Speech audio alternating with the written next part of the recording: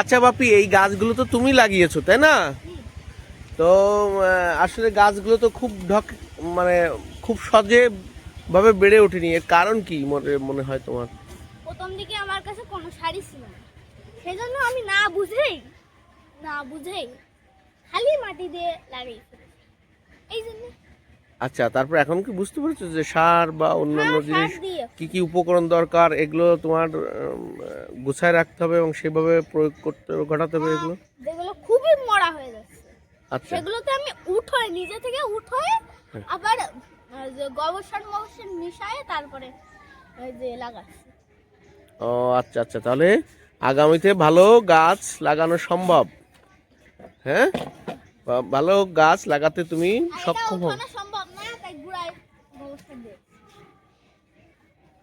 এই আমড়াগুলো কি পাকবে, বড় হবে? আর আমার মনে হয়, আমি টিভিতেও দেখেছি 12 মাসে আমরা এটুকু শিখতেছি, টিভিতেও দেখছি।